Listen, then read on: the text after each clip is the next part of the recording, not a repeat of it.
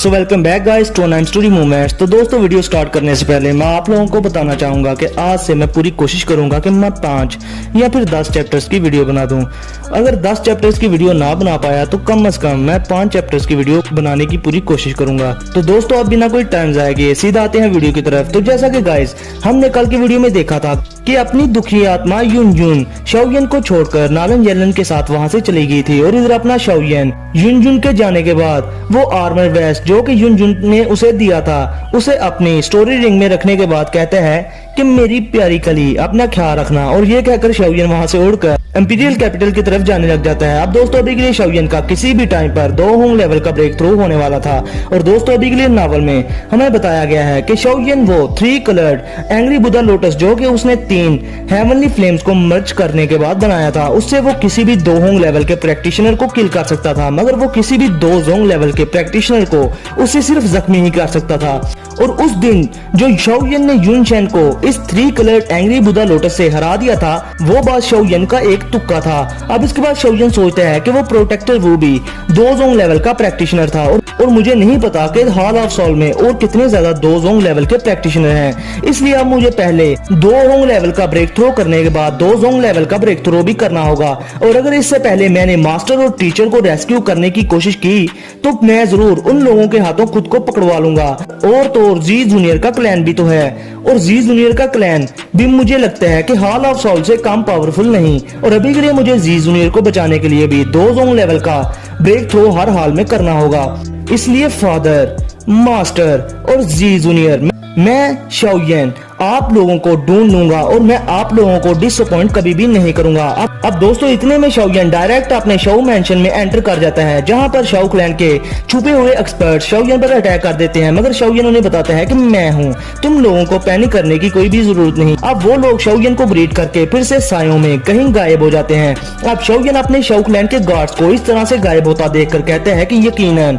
Big brother शाओली ने इनकी बहुत अच्छे से ट्रेनिंग की है, और अभी के लिए ये क्वीन मेडुसा की जैसे 2 जोंग लेवल के वॉरियर को क्लैन में एंटर होते हुए इजीली डिटेक्ट कर पाएंगे। अब इसके बाद शाओयन लिटिल गर्ल जी येन के बारे में सोचकर कहता है कि उस लड़की ने असल में प्रोटेक्टर वू के वार को रोका था, जिसके वार को आइस एम्परर और जिया शिंगटियान भी रोक नहीं पाए थे। अब मैं जब पहले 2 होंग लेवल पर पहुंचूंगा तो मैं उस लड़की के लिए बॉडी ट्रांसफॉर्मेशन पिल लाजमी बनाऊंगा, फिर मैं भी तो देखूं कि आखिर उस लड़की की ओरिजिनल फॉर्म है क्या, जिसके बारे में मास्टर ने मुझे बताया था। अब दोस्तों इसके बाद शाओयन हाल में आकर अपने दोनों के बड़े भाइयों से मिलता है, और दोस्तों अभी के लिए शाओयन अपने भाइयों को उन 3 दिनों की वारदात नहीं बताता जो वो युनजुन के साथ माउंटेन पीक पर रहकर आया था। अब इसके बाद शाओयन अपने बड़े भाई शाओ डिंग से कहते हैं कि बिग ब्रदर शाओ डिंग आप चेयरमैन फामा और जामा एम्पायर के बाकी के सभी के बड़े क्लैंस के हेड्स को कल यहाँ पर बुला लें। अब टाइम आ चुका है कि हम वो फैक्शन बनाएं जो हमारे शाओ क्लैन को अच्छे से प्रोटेक्ट करने के काबिल हो।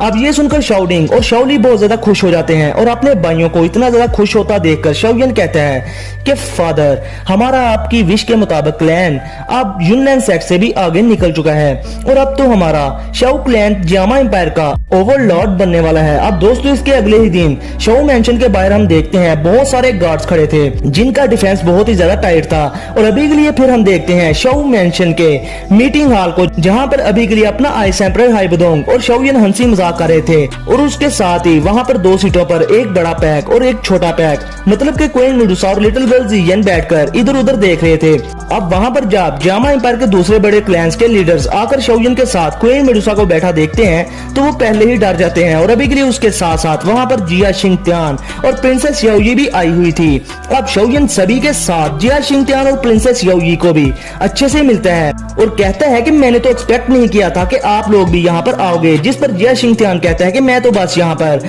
जामा एम्पायर की 2nd जनरेशन की न्यू फैक्शन को बनता हुआ देखने आया हूँ। अब दोस्तों इसके बाद अपना शाओयन अपनी सीट पर खड़ा हो जाता है, जिस पर हाल में सभी के लोग शाओयन को देखने लग जाते हैं। अब शाओयन उन सभी के लोगों को बताता है कि जैसा कि मैंने युनलैन सेक्ट की धोती गीली करके करके उनको जियामा एम्पायर से भगा दिया। तो अभी के लिए हमारे पास कोई और स्ट्रॉन्ग फैक्शन नहीं जो कल को नॉर्थ वेस्टर्न रीजन की स्ट्रॉन्ग फैक्शंस की मीटिंग में पार्टिसिपेट कर सके। और अगर ऐसे ही चलता रहा तो हमारे दाउची कॉन्टिनेंट के नॉर्थ वेस्टर्न रीजन में कोई भी हैसियत नहीं रह जाएगी, जिस पर सभी के लोग शोयन की बात से एग्री कर जाते हैं, क्योंकि उन्हें पता था कि शोयन ठीक कह रहा है। और इससे जियामा एम्पायर के लोगों को नॉर्थ वेस्टर्न रीजन में या फिर दूसरे एम्पायर में कोई भी अच्छे से ट्रीट नहीं करेगा। अब इसके साथ ही शोयन उन्हें सीधा कहते हैं कि जैसा कि आप लोगों को पता है कि मेरा आगे का प्लान जियामा एम्पायर में एक स्ट्रॉन्ग फैक्शन बनाने का है, और जिस एम्पायर में जितनी ज्यादा स्ट्रॉन्ग फैक्शन होगी वो एम्पायर भी उतना ही ज्यादा स्ट्रॉन्ग होगा। इसलिए यूनलैंड सेक्ट के खत्म होने के बाद मैंने आज आप सबको यहाँ पर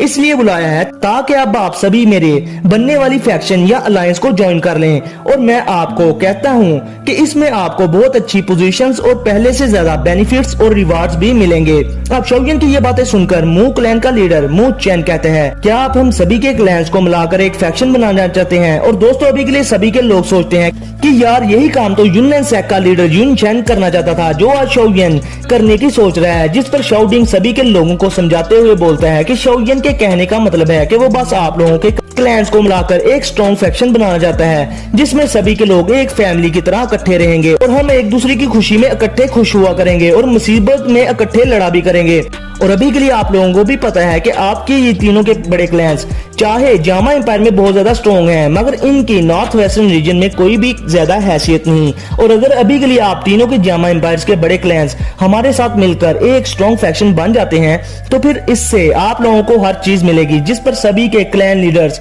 ये सब सुनकर खुश हो जाते हैं। अब शोयन और शाओडिंग मजीद उन्हें बताते हैं कि अगर एक बार हमारा ये अलायंस बन गया तो फिर हम लोग एक अलहदा से ट्रेनिंग हॉल बनाएंगे, जहाँ पर आप सभी के क्लैंस के बच्चे और लोगों को दाव टेक्निक से और की मेथड्स के साथ ट्रेनिंग दी जाएगी, जिनके बारे में आपने कभी सुना भी नहीं होगा। जो सुनकर तो मू चैन और नालन जी तो और ज्यादा खुश हो जाते हैं। और फिर नालन जी कहते हैं तो फिर हमें इस सब के लिए आखिर करना क्या होगा, जिस पर शाओडिंग उन्हें बताता है कि जो क्लैन भी हमारे इस अलायंस को ज्वाइन करेगा वो फिर खुद से अपने क्लैंस के फैसले नहीं ले सकेगा, उनको अलायंस के बनाए हुए रूल्स के मुताबिक चलना होगा। अब ये सुनकर नालन जी और मू चैन का चेहरा उतर सा जाता है, क्योंकि उन्हें ही पता था कि शाओडिंग के कहने का मतलब क्या है कि अगर एक बार उन्होंने अलायंस को ज्वाइन कर लिया तो फिर इनके अपने नालन क्लैन या फिर मू क्लैन पर इतनी ज्यादा नहीं चलेगी, और फिर इनको बस इस बनने वाली फैक्शन को ही अपना क्लैन मानना पड़ेगा और सब कुछ इसके लिए ही कंट्रीब्यूट करना पड़ेगा। अब इन बड़े क्लैंस के लीडर्स के चेहरों के एक्सप्रेशन चेंज होते देखकर शाओडिंग कह देता है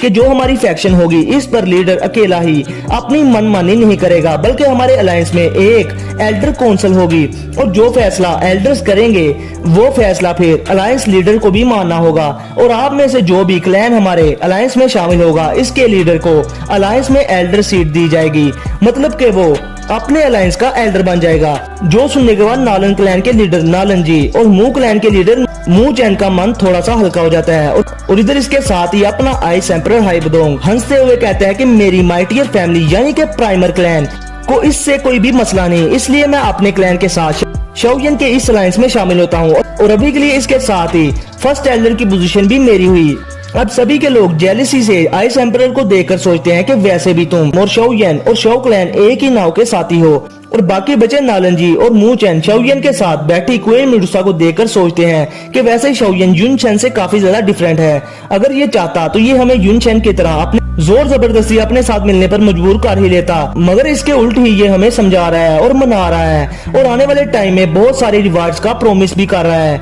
अब इधर मू क्लैन का लीडर मू चैन भी आइस एम्परर को देखकर शोयन की इस फैक्शन में शामिल हो जाता है और कहता है कि मुझे उम्मीद है कि मिस्टर शोयन मेरे मू क्लैन का अच्छे से ख्याल रखेंगे। जिस पर शोयन कहता है कि भाई अब हम फैमिली हैं, जो भी बाहर से आकर मू क्लैन को हाथ भी लगाएगा उसकी ऐसी की तैसी। अब जियामा एम्पायर के 3 में से 2 बड़े क्लैंस को शोयन की फैक्शन के साथ मिलता देखकर नालन जी सोचते हैं कि ये अच्छा होगा कि मैं भी अब शोयन के साथ मिल जाऊं, वरना आने वाले टाइम में मेरे नालन क्लैन के लिए जियामा एम्पायर में बड़ा मसला पैदा हो जाएगा। अब इसके साथ ही नालन जी शोयन की इस फैक्शन में शामिल होने के लिए हामी भर लेते हैं। अब शोयन इस पर सुख का सांस लेता है कि शुक्र है कि ये दोनों के लीडर्स प्यार से मान गए। अब फिर शोयन ओल्ड फार्मा से कहता है कि हाँ भाई ओल्ड फार्मा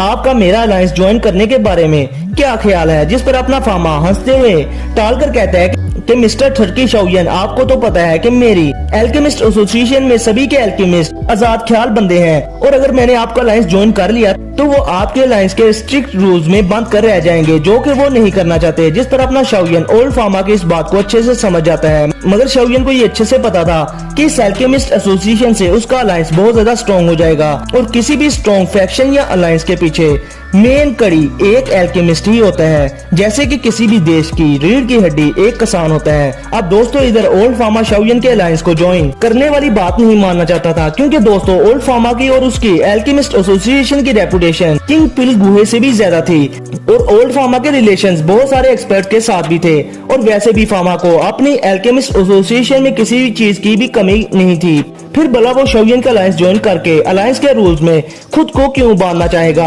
अब दोस्तों अभी के लिए हाल में सभी के लोग ओल्ड फार्मा के जवाब का इंतजार कर रहे थे और इधर जिया शिंग त्यान और प्रिंसेस याओयी भी ओल्ड फार्मा की तरफ देख रहे थे और वो जानते थे कि फार्मा शाओयन को ना कर देगा, क्योंकि इसने बहुत पहले एम्पायर फैमिली के साथ मर्ज होने पर भी साफ इनकार कर दिया था। अब इधर शाओयन ओल्ड फार्मा के एक्सप्रेशन देखकर बोल पड़ता है और कहते हैं कि अगर आप और एल्केमिस्ट एसोसिएशन मेरे अलायंस को ज्वाइन करते हो तो हम आपके साथ सभी के एल्केमिस्ट का खर्चा उठाने के लिए तैयार होंगे और आपके एल्केमिस्ट एसोसिएशन के इन एल्केमिस्ट को सभी के इंग्रेडिएंट्स और उनको जो भी चाहिए होगा वो हम उन्हें प्रोवाइड कर देंगे और इससे आपके एल्केमिस्ट एसोसिएशन के एल्केमिस्ट को अपना टायर लेवल बढ़ाने में हेल्प भी मिलेगी। तो बताएं ओल्ड फार्मा आपका इस बारे में क्या ख्याल है। जिस पर ओल्ड फार्मा कहते हैं कि अलायंस को ज्वाइन करने का मैटर बहुत बड़ा है, इसलिए मुझे पहले अपने एल्केमिस्ट एसोसिएशन के एल्डर से बात करनी होगी। जिस पर शाओयन ओल्ड फार्मा से पूछता है कि क्या आप मुझे बताएंगे कि आपकी एल्केमिस्ट एसोसिएशन में कितने टायर लेवल 5 के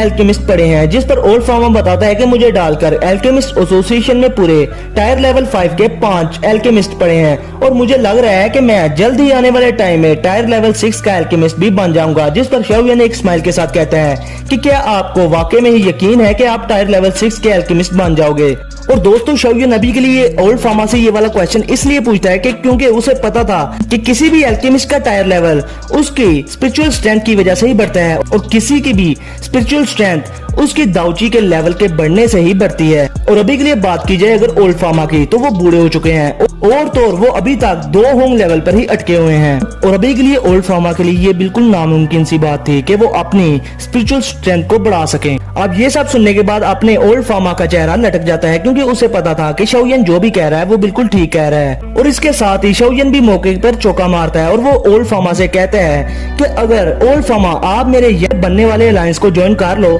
तो फिर मैं शाओयन आपसे वादा करता हूँ तो मैं आपकी एसोसिएशन को 10 साल में 10 टायर लेवल 5 के एल्केमिस्ट बनाकर दूंगा और तो और मैं इस टाइम के दौरान आपको भी टायर लेवल 6 का एल्केमिस्ट बनाकर ही छोड़ूंगा।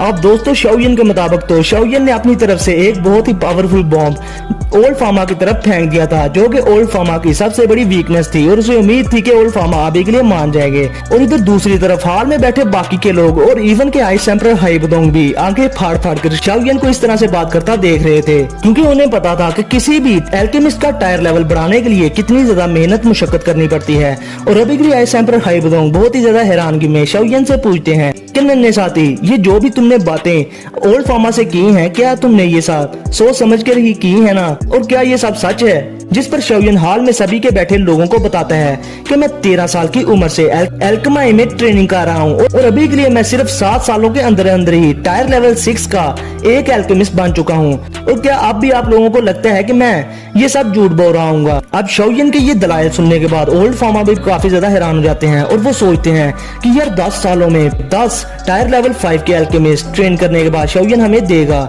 ये तो बहुत ही ज्यादा तेज स्पीड है। अब ओल्ड फार्मा को इसके साथ ही शाओयन के मास्टर यालाओ की याद आ जाती है कि जिनसे ओल्ड फार्मा कभी तुक्के से मिल गया था और मास्टर ने ओल्ड फार्मा की दाऊची को एक्टिव कर दिया था। और फिर ओल्ड फार्मा अपने आप से बात करते हुए कहते हैं कि इस लड़के का जो टीचर था यानी कि जो मास्टर था वो एक ओल्ड सीनियर था और उसकी एबिलिटी को देखे तो मिसाल हमारे सामने शाओयन है, जो कि उस ओल्ड डीमन का एक आउटस्टैंडिंग डिसाइबल है। अब दोस्तों इसके साथ ही ओल्ड फार्मा शाओयन से कहते हैं कि लिटिल फ्रेंड शाओयन, अगर तुम वाकई हमारी अल्केमिस्ट एसोसिएशन को को 10 सालों में 10 टायर लेवल 5 के अल्केमिस्ट दोगे तो मैं अपनी अल्केमिस्ट एसोसिएशन को तुम्हारे अलायंस से मिलाने के लिए तैयार हूँ। जिस पर शाओयन एक हल्की सी स्माइल कर देता है। और दोस्तों अभी के लिए शाओयन को पूरा यकीन था कि शाओयन फार्मा का अल्केमिस्ट में टायर लेवल 6 का ब्रेक थ्रू लाजमी करवा पाएगा। अब दोस्तों इसके साथ ही वहाँ पर जिया शिंगटियान खड़ा होकर शाओयन को इस सब पर कंग्रेचुलेट करता है और कहता है कि अल्केमिस्ट एसोसिएशन से तुम्हारे अलायंस की पावर बहुत ही ज्यादा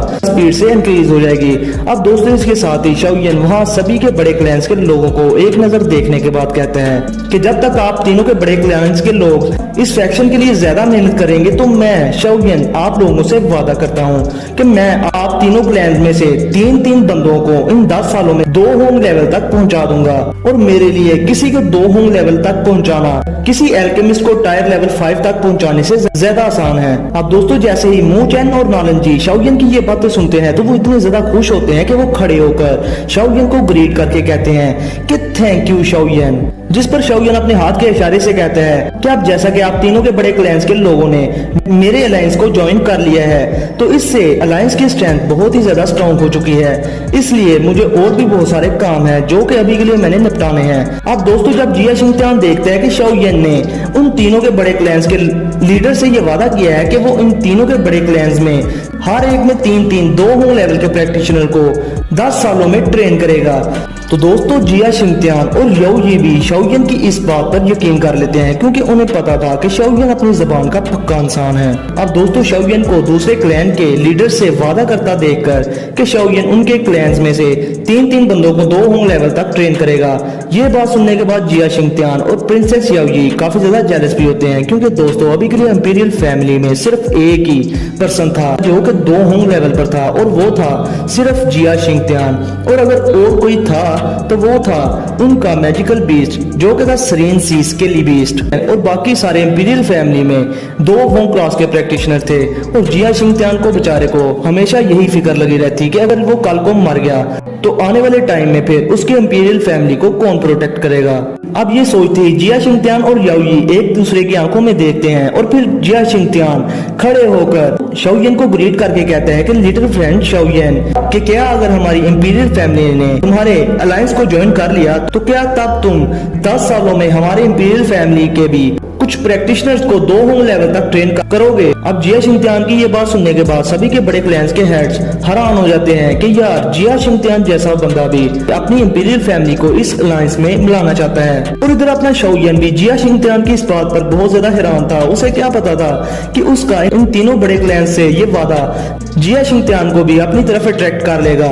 अब शाओयन भी जिया शिंगटियान की इस बात पर एग्री करता है और वो कहता है कि जब तक इंपीरियल फैमिली टैलेंटेड लोगों को हमारे यहाँ ट्रेनिंग करने के लिए भेजते रहेंगे तो मैं शाओयन अपनी पूरी कोशिश करूंगा कि हम उनकी अच्छे से ट्रेनिंग कर पाएं और इससे मेरे अलायंस और आपकी इंपीरियल फैमिली का ही आने वाले टाइम में फायदा होगा। जिस पर जिया शिंगटियान बहुत ज्यादा खुश होता है और अभी के लिए उसका दिल पूरी तरह से पुरस्कून हो चुका था क्योंकि दोस्तों उसे लग रहा था कि शाओयन के अलायंस से हाथ मिलाने के बाद कि उसकी इंपीरियल फैमिली की पोजीशन जियामा एम्पायर में और ज्यादा स्ट्रॉन्ग हो जाएगी। अब इसके बाद शाओयन से पूछता है कि अब जैसा कि हमारा अलायंस यानी कि फैक्शन बन चुकी है तो क्या तुम आप इसे कोई नया नाम दोगे या फिर नहीं। जिस पर शाओयन कहता है कि इस नाम के सिर्फ 2 ही वर्ड्स होंगे